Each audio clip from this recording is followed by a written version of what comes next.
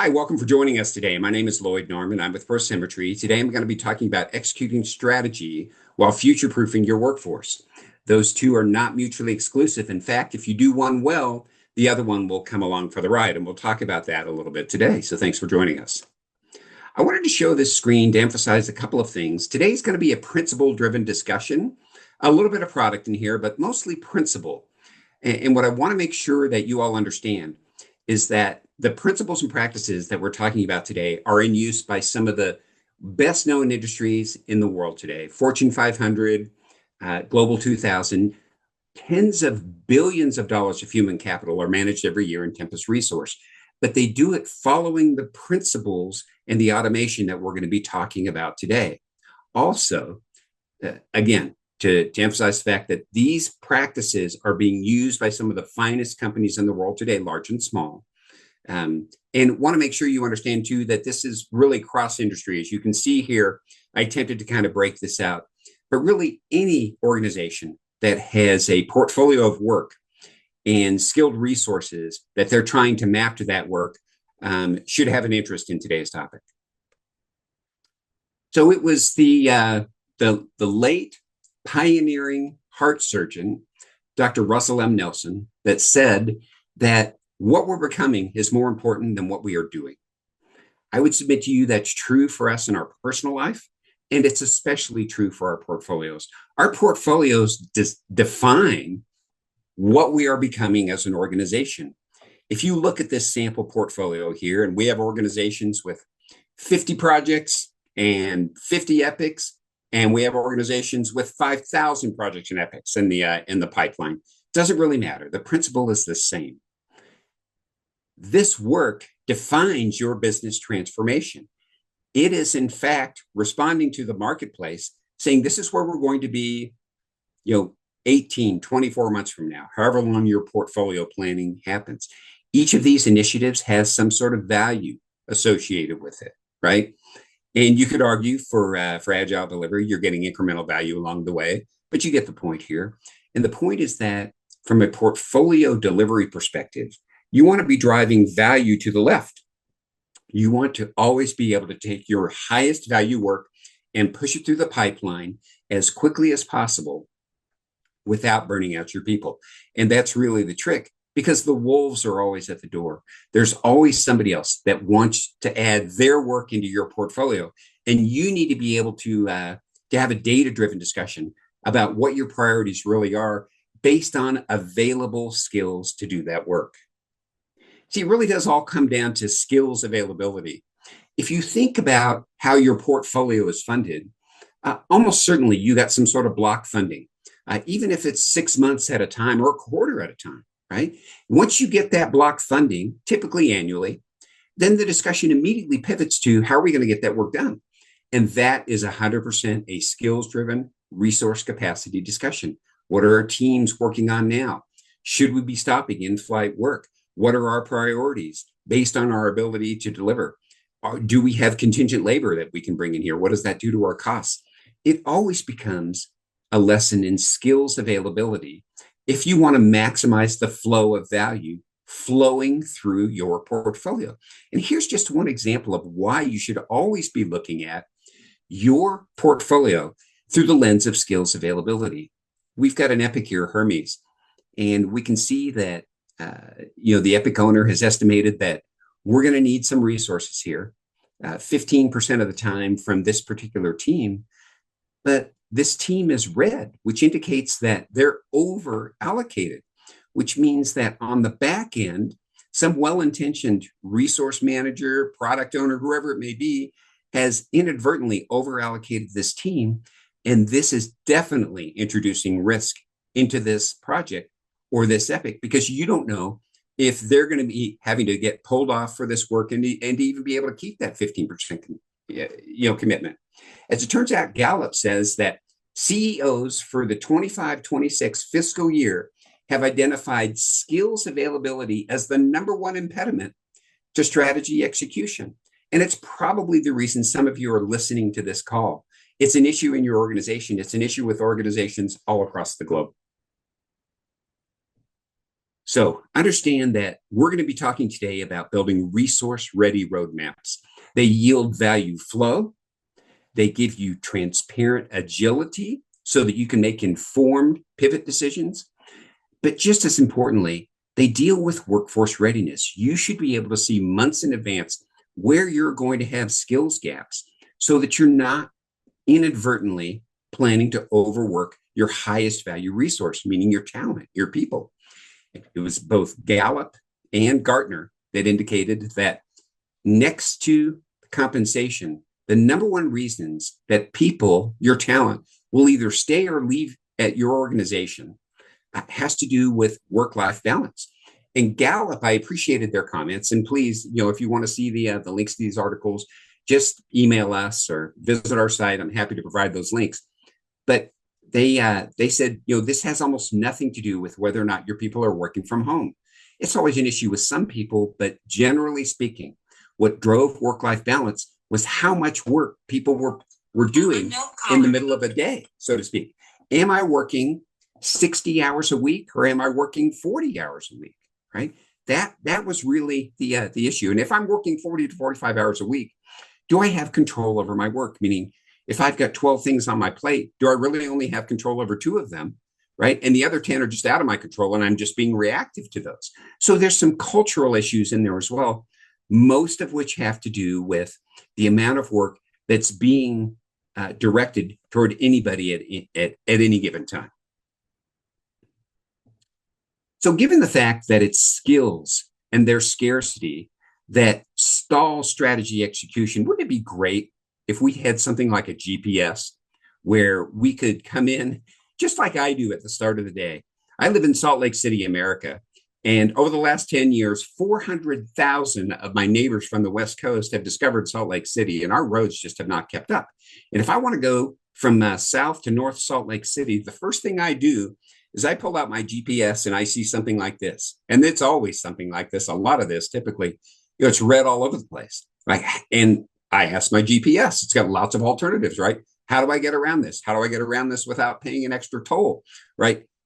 Wouldn't it be great if we had the same kind of tool for our portfolios so that we could see ahead of time where we have skills gaps so that we don't discover them while we're right here?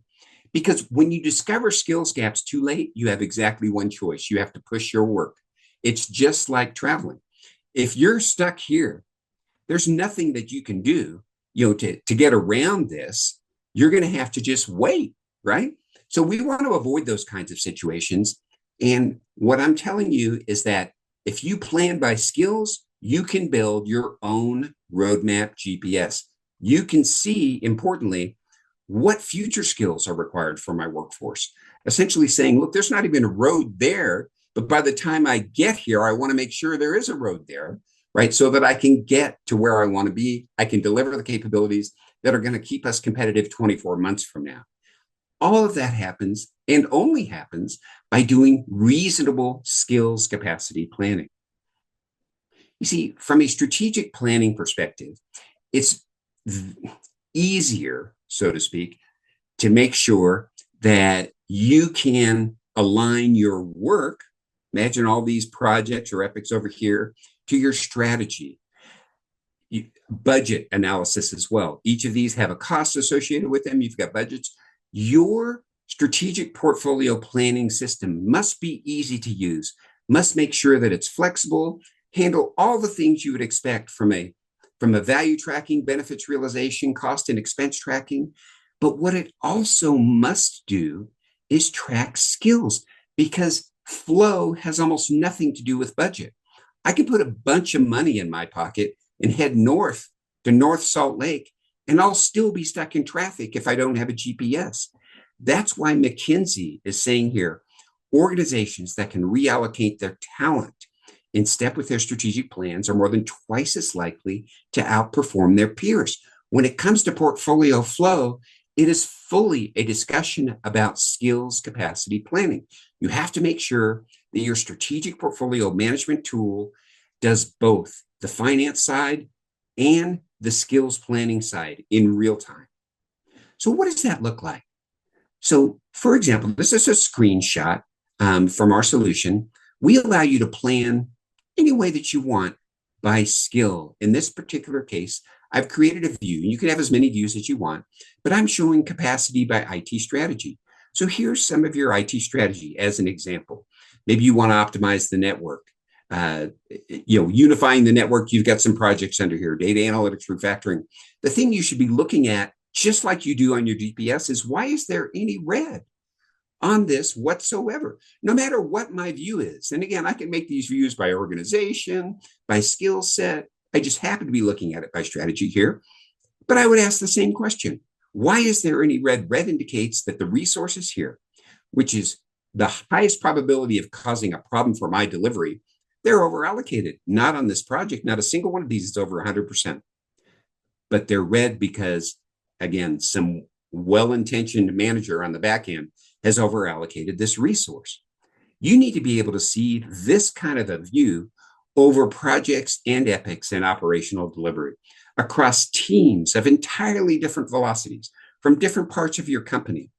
All of this needs to be normalized. We allow you to do that easily by forecasting by hour, story point, FTE, mandate. We don't care. You can seamlessly go back and forth because we do the translation immediately back and forth.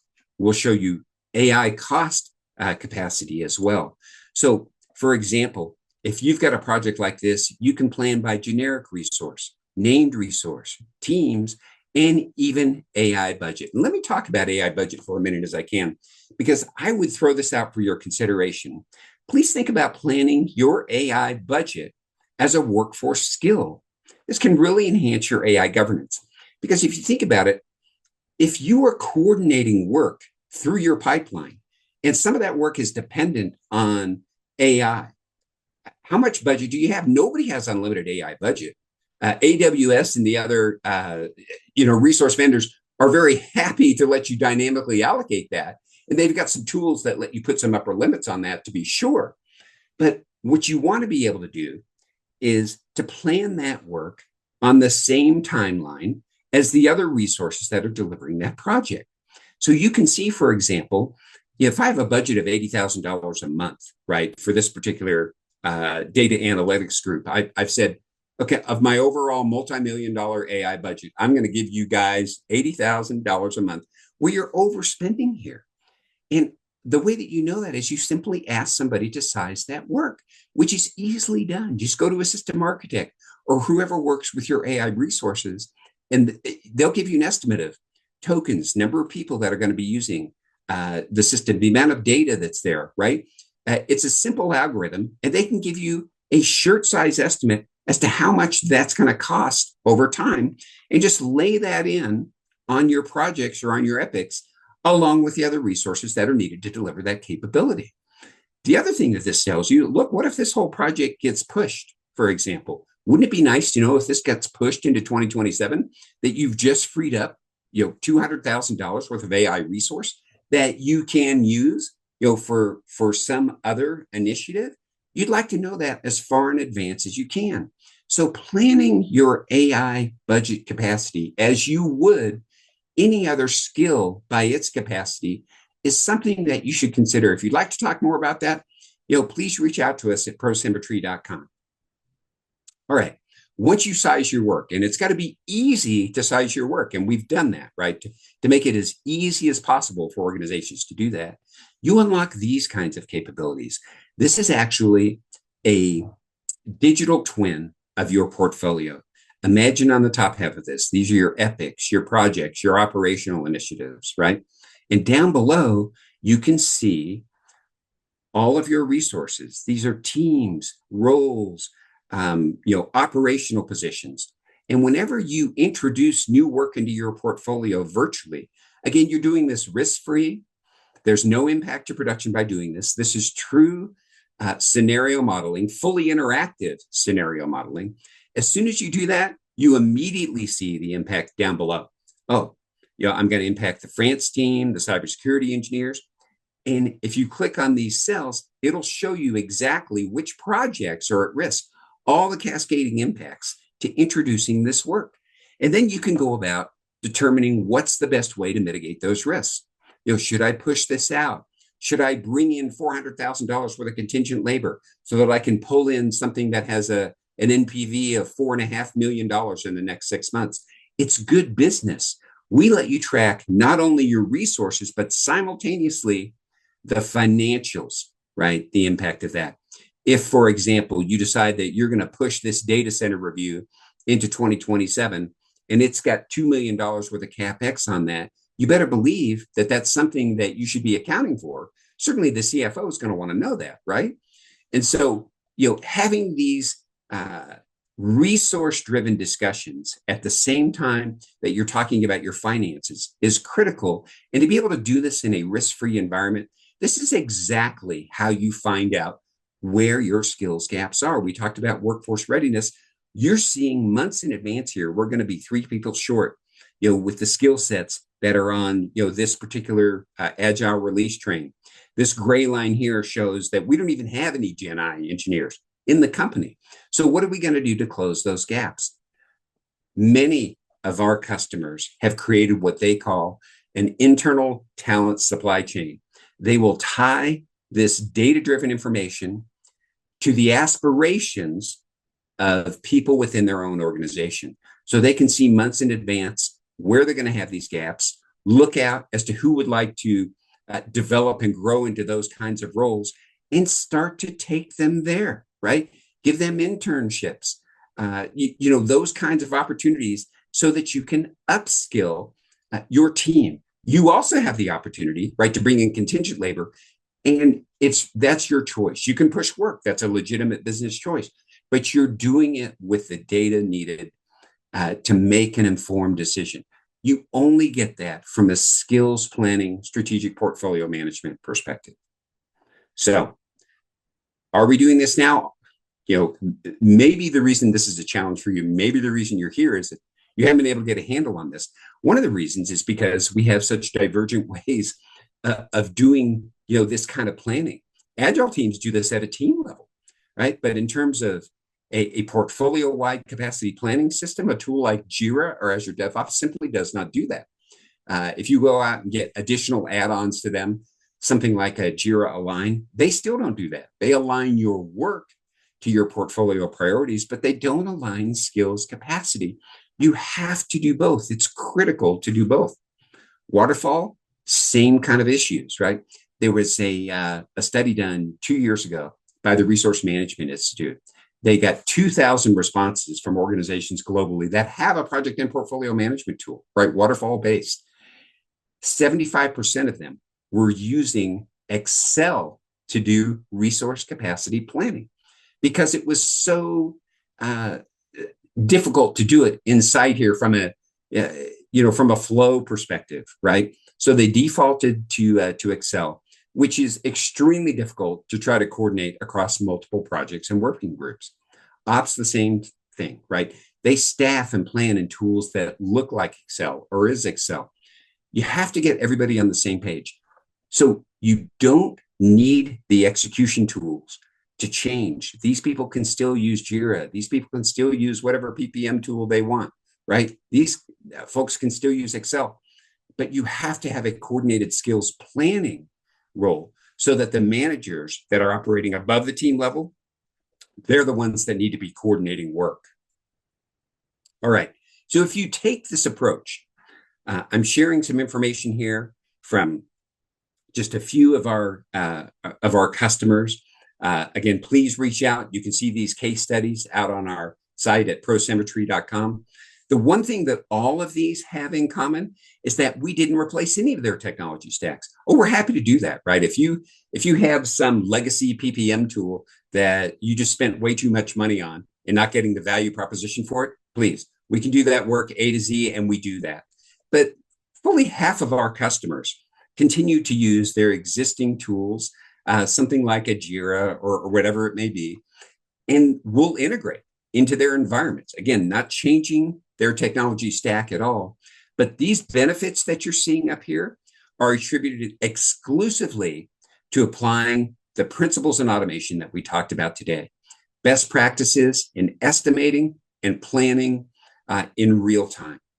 So we'd love to continue this conversation. Please reach out to us at prosymmetry.com. If you're at a show that we're at, please come by our booth. Appreciate your time today. Thank you.